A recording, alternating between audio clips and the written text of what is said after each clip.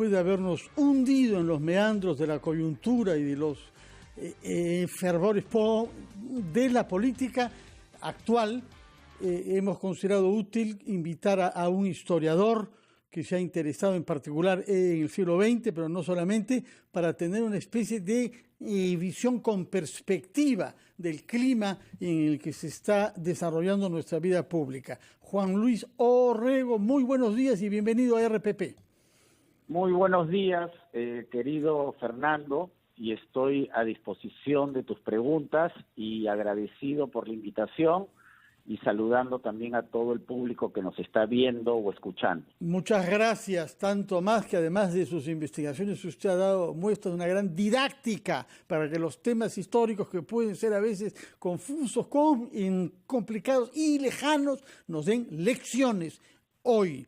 Usted nos había llamado la atención sobre el hecho de que habíamos batido el récord de nuestra república de número de transferencias democráticas de gobierno a gobierno, superando el lapso que hubo desde Piérola en 1895 hasta la elección de Billinghurst el año 12. Habíamos superado ese récord. Estábamos orgullosos de nuestra consolidación democrática hasta que ¡paf! Tuvimos 3 presidentes en un solo mes, lo que nos emparenta con algunos momentos, como el año 31 y 33, en las que hubo en un solo año hasta 5 presidentes. ¿Hay una continuidad en las crisis de este tipo que se producen cada cierto tiempo en nuestro país? Bueno, yo creo que si hablamos de desastres nacionales, ¿ya? Yo creo que todavía podemos decir que el mayor desastre que hemos tenido en la época republicana fue el de la Guerra del Pacífico, porque creo que la mayor tragedia que le puede pasar a un país es una invasión extranjera. Si tú le haces una pregunta similar a un francés, seguramente te dirá la ocupación, ¿no? Durante la guerra, porque durante la Guerra del Pacífico no solamente estuvimos con una invasión extranjera, o sea, nuestro territorio estaba ocupado, sino que hubo un momento en que los chilenos no sabían con quién firmar la paz. Tuvimos varios gobiernos, incluso de manera simultánea. Tuvimos un presidente que se fue a comprar armamentos y no regresó. Tuvimos un golpe de Estado, el país estaba dividido y todos hablaban de crisis moral, ¿ya? Como ahora. El país había que reconstruirlo después de la guerra porque nos quedamos sin infraestructura, el PBI, ahora que tanto se habla del PBI, el PBI cayó casi un 40%, no había dinero para nada después de la guerra, tuvimos que prácticamente entregar a los acreedores británicos gran parte de nuestros recursos para reinsertarnos en el sistema internacional a través del contrato Grace. La división política, las acusaciones, el saqueo del país fue terrible durante esos años. Yo creo que todavía podríamos decir que en estas reflexiones un poco incómodas, si esta es la peor crisis o si tuvimos otras crisis, yo creo que todavía podríamos afirmar que la Guerra del Pacífico fue nuestro momento más bajo, ¿no? En nuestra experiencia republicana. Todavía no hemos salido de esta crisis, por lo tanto, pasará algún tiempo para hacer una evaluación de lo que nos está ocurriendo en este momento, ¿no? Claro, el PBI el año pasado se desmoronó como consecuencia de la pandemia, pero similares caídas del PBI los tuvimos, por ejemplo, en 1983 con el fenómeno del Niño, o en 1929, 1930, cuando vino la crisis de Nueva York y la caída de nuestras exportaciones. O sea, hemos tenido caídas similares del PBI, ¿no? Si lo vemos solamente del punto de vista estrictamente económico. Ahora, hay otro dato cuantitativo que es importante, por frío que pueda parecer, que es el número de muertos. Como número de muertos, ¿estamos ante la peor tragedia de la historia de nuestro país? Es posible. Falta, como se dice, revisar las cifras, pero si comparamos, por ejemplo, el número de fallecidos por la pandemia hasta el momento y la gente que murió o desapareció durante la guerra del terrorismo, según las cifras de la Comisión de la Verdad, estaríamos lamentablemente superando esa estadística, Y esto no ha acabado. Nadie en el planeta dice que esto ha acabado. Todavía falta esperar lo que ocurra en este año, el 2021, que recién está empezando, ¿no? Y respecto del número de víctimas que nos dejó la guerra del Pacífico, ¿cuál es la comparación con las cifras actuales? No, el número fue relativamente modesto. Es posible que en la guerra del Pacífico hayan fallecido entre 15 y 20 mil personas. Es posible, porque no hay datos seguros, ¿no? Las estadísticas en esa época no eran seguras, no había registros públicos, recuerda, o sea, a la gente no la inscribían en una, como tenemos ahora, una partida de nacimiento. Mucha gente nacía y moría sin que el Estado se enterara que había existido. Esa es la realidad del siglo XIX, ¿no? Por eso es que los registros públicos, no solamente en el Perú, sino en todo el mundo, a partir de la década de 1880, 1890, son muy importantes para tener estadísticas confiables, ¿no? Lógicamente, en la Guerra de Independencia también hubo un número elevado de fallecidos, pero en una pandemia la muerte no discrimina sexo, no discrimina edad. Por lo general, en una guerra mueren mayoritariamente hombres y en edad de combatir. Por eso es que después de una guerra la recuperación demográfica es relativamente rápida, ¿no? Ahora, tampoco estamos hablando de un porcentaje equivalente a la pandemia de hace un siglo, ¿no? Que afectó, sí, a mayor porcentaje la de gripe la población. española, sí. Tenemos que Claro. ir a una pausa, doctor Orrego, después de la cual quisiera que entremos no tanto a la, digamos, comparaciones con invasiones extranjeras o guerras, sino el conflicto entre nosotros.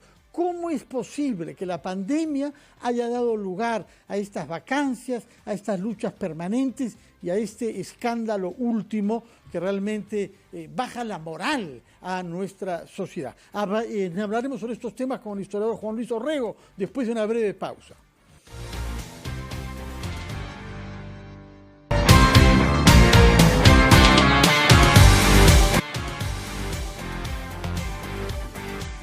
Son las 9:50, estamos ya entrevistando al historiador Juan Luis Orrego, especialista en nuestra historia de la República, al cual hemos pedido poner en contexto, poner en perspectiva histórica la crisis actual que nuestro país está viviendo. Usted naturalmente ha hecho referencia inmediatamente a la guerra del Pacífico y a la guerra contra el terrorismo de los años 80, pero se trata de una agresión armada. En ambos casos aquí no hay tal, pero sí hay una división entre peruanos dando la espalda al enemigo común que tenemos, que es el coronavirus. ¿Qué hay en la historia del Perú que hace constante que sea mucho más fácil que nos dividamos a que busquemos consensos y pactos? El Perú, lamentablemente, por una cuestión mental y cultural, no ha podido establecer lazos mínimos de consenso. Es una república, aunque suene ya trillado decirlo, somos una república fallida si tomamos los criterios de comunicación, de establecer acuerdos, consensos, políticas de Estado. Lamentablemente, la discriminación, el racismo, la falta de proyecto nacional de nuestras élites, que es una de las más pobres a nivel no digo intelectual, sino en capacidad de articular un proyecto de país en América Latina, es quizá nuestra mayor tragedia. Tuvimos algunas luces en algún momento de planteamientos políticos, en el siglo XX, por ejemplo, ¿no?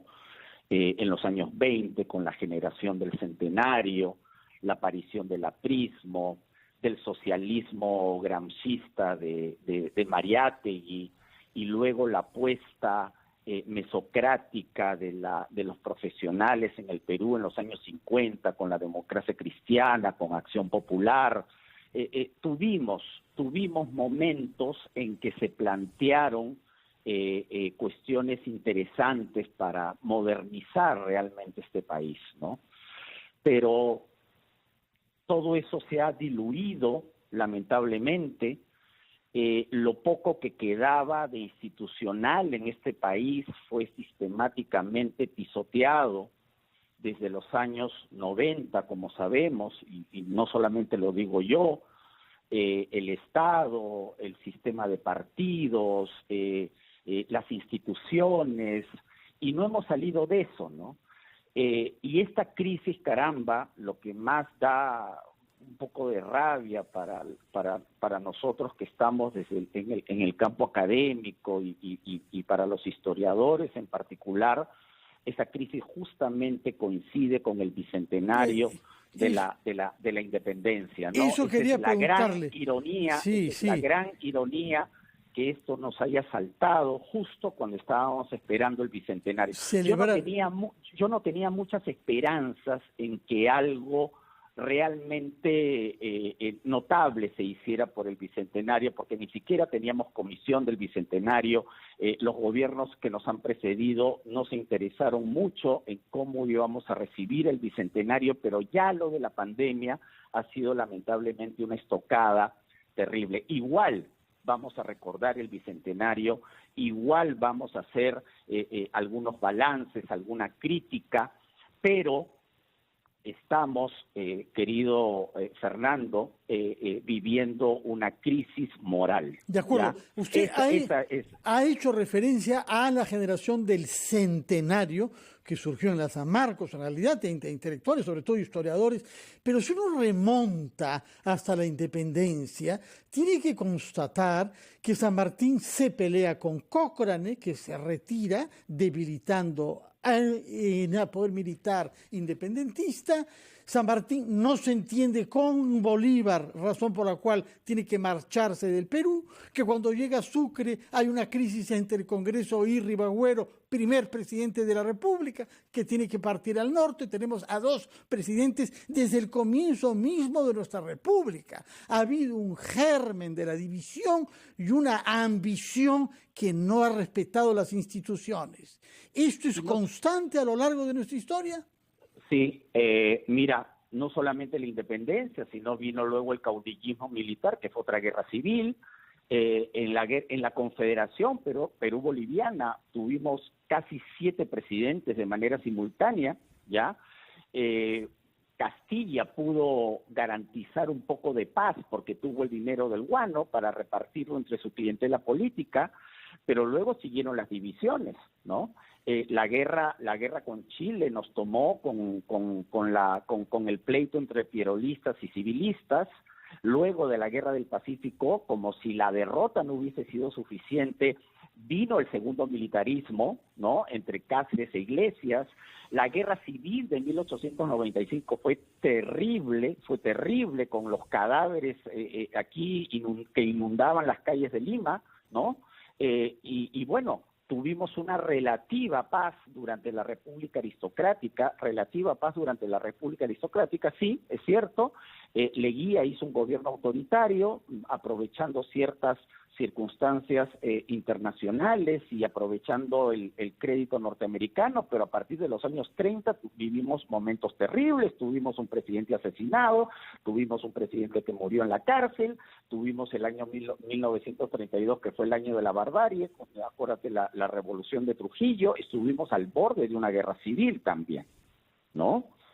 Ya, y cuando vino el terrorismo de Sendero Luminoso, ya, tampoco lo enfrentamos desde un primer momento como país, a pesar de que teníamos un sistema de partidos políticos. El Perú no estaba preparado para ese drama interno. Así que la división nacional, lamentablemente, es una constante. Tenemos paréntesis.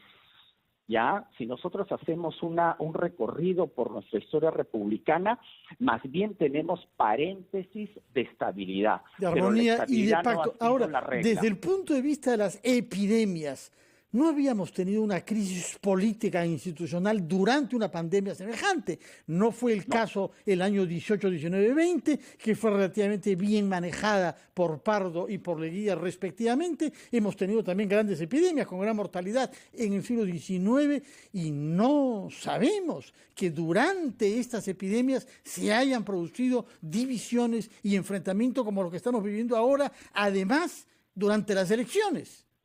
No, durante la epidemia de hace un siglo, las referencias que hay en los periódicos son casi marginales. Eso quiere decir que la epidemia no afectó mayormente la vida política, ¿ya?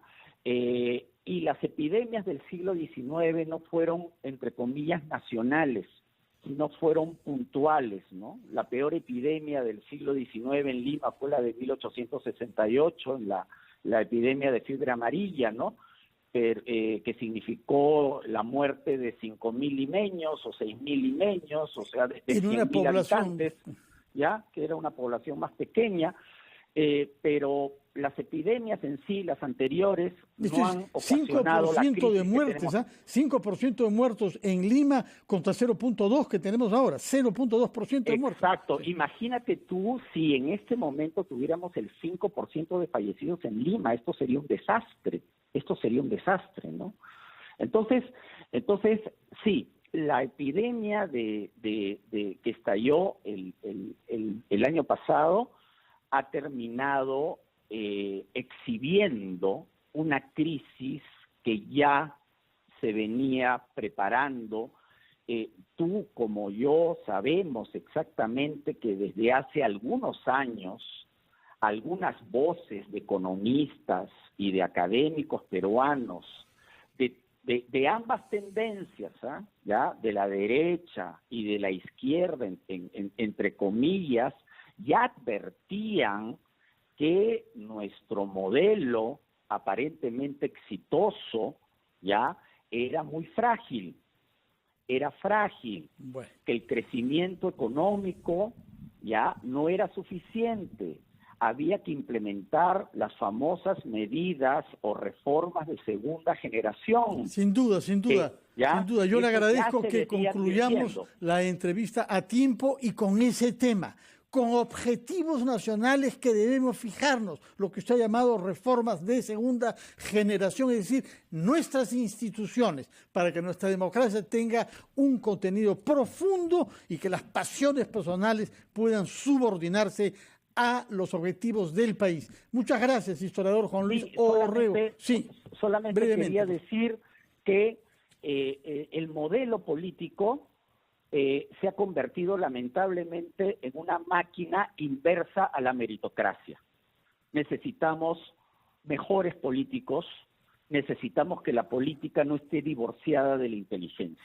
Ni de la ética. Muchas gracias, historiador Juan Luis Orrego. Vamos a ir a una pausa, los titulares de la hora, y después de haber hablado sobre temas políticos, sobre la candidatura de Acuña y sobre temas de historia peruana, con su lado duro y trágico, hablaremos sobre temas humanos, espirituales y religiosos, como el señor Carlos Castillo, arzobispo de Lima.